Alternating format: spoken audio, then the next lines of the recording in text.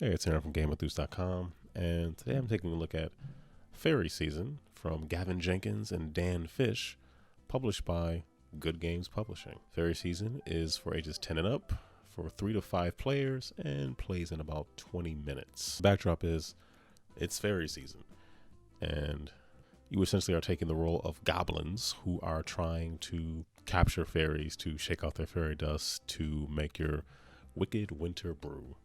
So this is all about a beverage, or several beverages, I guess. That's what it comes down to. So, yeah, let's open up the box and we'll see if Good Games Publishing is a misnomer or not. Fairy Season is a trick-taking card game where you are going to be putting out fairies of every season. But the seasons are going to start from spring and end in winter. In order to play a card, you have to be in the same season with a higher number or be in the season that follows it. This is a poor example because in the game the seasons don't loop, so there is no season after the winter. Let me make this make more sense. Move that out of the way. And a spring 5. If someone plays a spring 5, you could play a spring 7. Next player could play a 2 summer, because you can always play the next season. But I could not play a winter card on spring. I could not play a winter card on summer. But if somebody played summer, someone could play autumn, and then you could play winter. So cards go from 1 to 8. So having that winter 8 is pretty cool. There's also plenty of goblins, which give you different abilities. This one is a party goblin. Everybody draws 2 cards, and the player plays it would draw 2 cards. Everybody else would draw 1. And there's also 4 royal family fairies as well. You'll see why they're important in just a second. So we have spooky goblins. Choose left or right. All players pass 2 cards that way. We have a greedy goblin. Stash 3 cards from under greedy goblin. Okay, that can be very frustrating. And we have the doppelgoblin, like a doppelganger. If played on a different type of goblin, replay that goblin. That can really, that could make you mad. Thieving goblin. Stash the top 2 cards from another player's stash. So the game is about stashing. It's about winning really short to really long tricks, if you will. They make it pretty long. And you want to stash. So stashing allows you to put a fairy to the side, which is sort of like your points. For every fairy you put to the side, that's essentially a point. If you put a royal family fairy to the side, that's 2 points. So by the time the deck runs out and everybody's had an equal number of turns, whoever has the most fairies in their stash wins the game. However, if you manage to get all 4 royal family fairies, you win the game that way too. I've not seen that happen, but it is possible. And you have traps. So traps can be placed onto fairies, but not royal fairies. So let's say we had a bunch of fairies out here that we're all playing. Let's say maybe I have a winter 5 or winter 6, but I don't want to play it. I want to trap these fairies and win and get all the fairies underneath. So I play a trap. You can play another trap on a trap. So let's say I play this trap, next player plays their trap. And if it comes all the way back around and no one has anything, they would win. However, you should play it to the side, excuse me. However, you can play a princess fairy or any royal fairy on a trap, and they sort of set the fairies free. Whoever was going to get all these fairies underneath this trap, the trap is essentially done, and play will continue from the last fairy card underneath. So play will just continue from the winter 4. The only thing that you play on top of a royal family fairy is another royal family fairy or another regular fairy. But goblins nor traps can be played on top of a royal family fairy. And most of the cards, the regular fairy cards give you a direction. Like this one says, draw 2. This one says, draw 1, stash 1. That's good. You want to stash. Those are points. So this one says, all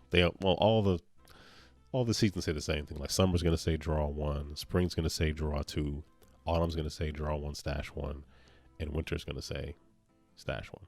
It's winter. Makes sense. Although I guess you want to be stashing in the autumn in preparation for winter. Let me run you through a couple of turns and sort of show you how Fairy Season plays. Begin the game, everybody would get 5 cards, and whoever ate a mushroom last would go first.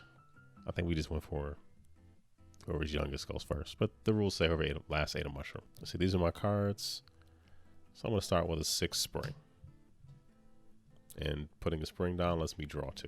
Okay, so I got a winter 4 and a cheeky goblin. Okay, then player 2 would go. Okay, so because the 6 spring is how it started, I cannot play a 1, so that stinks. Only thing I can really do, I could play a spooky goblin, but it's a little too soon.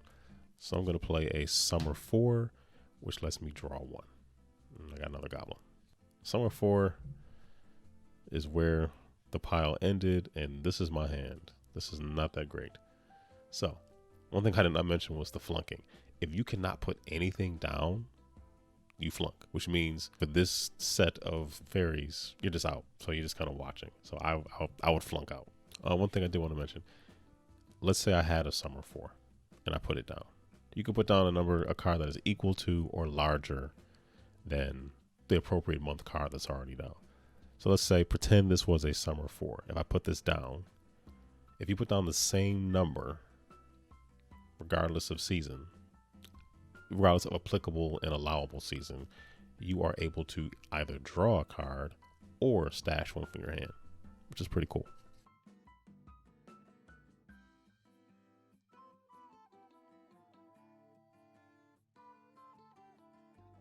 So this player 3 is flunked out. They're just done.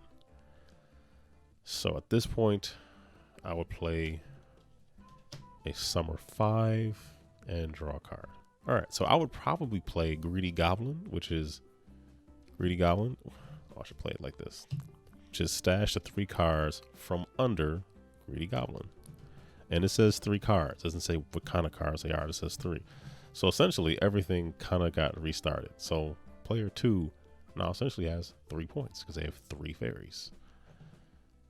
And you have to keep them in the order in which you pick them up, because that's relevant to cards that require you to take cards from someone's stash. So if somebody has a royal fairy face up in their stash, and you have a card, unless you take something from somebody's stash, they're going to be a prime candidate because royal fairies are worth 2 points. This is a weird situation because there are no fairies. So usually the last player to flunk starts off the next set of cards. Oh, also, when all the cards have been taken, if you have less than 5 cards at that point, you could also draw back up to 5. That's essentially how fairy seasons will play. You're trying your hardest to keep to stay in the game and not flunk out, but you definitely want to come across some of these traps, because traps make it really easy. Because if nobody has a royal to break to keep the game going, if somebody plays a trap or a trap to trap it themselves. We had it where we had like good 12, 13 cards out here. Somebody played a trap, nobody else had anything, and that person could really jump into the lead in a game. So that's kind of how fairy season plays. That is fairy season. I brought it to the table. My family really picked up on it, really likes it. We played it a bunch of times since. I know they like a game when they bring it to the table and say, hey, let's play this. That means they like it. A lot of times I'll bring stuff and they like it. They'll play it. But sometimes like, this fairy season is one that they really latched on to really like. And there's 5 of us and it plays 3 to 5. So, and there's no bottom to this box. I'm not sure why I did that. What I like about it, I like the card quality. They're nice thick cards, not too thin. They shuffle pretty well. I like the artwork. Although the goblins and fairies aren't particularly like pleasant to look at. It seems like the royal fairies look a little nicer. I mean, fairies are kind of weird, but they're fairies, so I think they're supposed to look a little weird. It's on theme. I do like the theme. Although it's a little weird that if we're supposed to be the goblins, sort of, getting the fairies for our winter brew, playing a fairy royal card to win a trick to get the fairies might be a little bit, I won't say breaks the immersion, because I don't think this is an immersive game. It's not supposed to be, but this just seems a little weird. Like if you're essentially, we are the goblins. Whoever's the most fairies wins. So yeah, anyway, that's kind of weird. It doesn't matter. It's fun. We like it. It's really easy to explain. And it's fun to see the game kind of go back and forth. You're ahead and you're not. I mean, I've been ahead and doing really well. I had my kids play cards on me and just wipe me out. You know, I had something left, but not much. And it packs up so nice and neatly. There's plenty of space with these cards. Fairy season. The season of fairies. Enjoy the video. Give it a like, thumbs up, all those good things. More videos on screen you can click on, all that kind of stuff.